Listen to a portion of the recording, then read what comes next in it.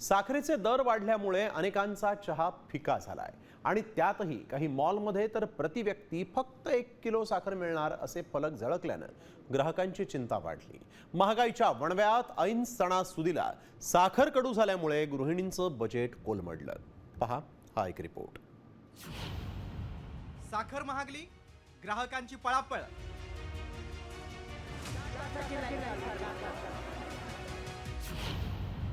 सोलापुरात साखरेसाठी झुंबड।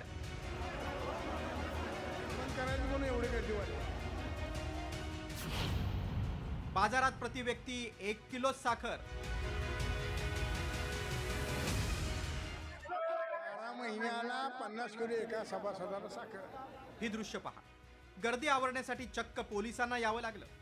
तुम्हाला वाटेल काहीतरी मोफत योजना आहे किंवा सरकारी लाभ मिळतोय म्हणून एवढी झुंबड उडाली आहे, पण तसं नाही। ही लांबच लांब रांग चक्क साखर घेण्यासाठी आहे। सोलापूरच्या सिद्धेश्वर सहकारी साखर कारखान्याबाहेर झुंबड उडाली आहे। कारखान्याकडून प्रत्येक सभासद शेतकऱ्याला 50 किलो साखर दिली जाते। अचानक साखर वाटप सुरू झाल्याची माहिती मिळताच रांगा लागल्या। आधीच साखरेचे दर वाढल्यानं सगळ्याच सभासदांनी कारखान्याकडे धाव घेतली। साखर बंद करायची म्हणून एवढी गर्दी वाढली। आणि बाहेर किती आहे भाव, इथं किती आहे? इथं 27 आहे एका सभासदाला। 12 महिन्याला 50 किलो एका सभासदाला साखर आहे। त्यातले 25 दिलेले, 25 राहिले ती द्यायला आता। 26/6ला साखर घेतली, 26/6ला।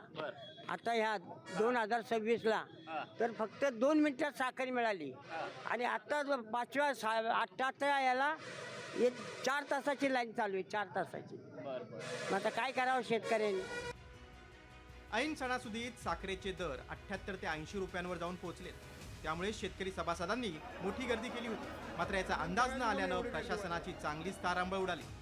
तासनतास उभा टाकल्यानंतर सुद्धा साखर मिळेल की नाही याबद्दल शाश्वती जी आहे ती या सभासदांना नाही आहे। त्यामुळे आपण हे चित्र जे आहे ते एकूणच दिसून येतंय। आपण पाहू शकता दृश्यांच्या माध्यमातून की जाईल तिथंपर्यंत या सभासदांची रांग जी आहे ती लागलेली आहे आणि साखरेची झळ जी आहे ती आता सर्वसामान्याच्या खिशाला येऊन ठेपल्याचं एकूणच चित्र आपल्याला सध्या सोलापूरमध्ये पाहायला मिळत आहे। सोलापूर सारखी स्थिती राज्याच्या इतर भागात आहे। त्यामुळे अनेक ठिकाणी मर्यादित साखर मिळेल असे फलक लावण्यात आले। बुलढाणा आणि खामगावच्या स्मार्ट बाजारातील ही सूचना पहा। प्रति व्यक्ती फक्त 1 किलो साखर मिळेल तर काही ठिकाणी फक्त 2 किलो साखर मिळेल अशी सूचना आहे। स्मार्ट बाजारात 66 रुपये किलोनं साखर विक्री होते। मात्र साखरेच्या विक्रीवर निर्बंध लावण्यात आल्यानं नागरिक धास्तावले। साखरेचे दर वाढल्यानं अनेकांचा चहा फिका झालाय। गणेशोत्सव जवळ आलेला असतानाच साखरेसह तांदूळ, डाळींचे भाव वाढले।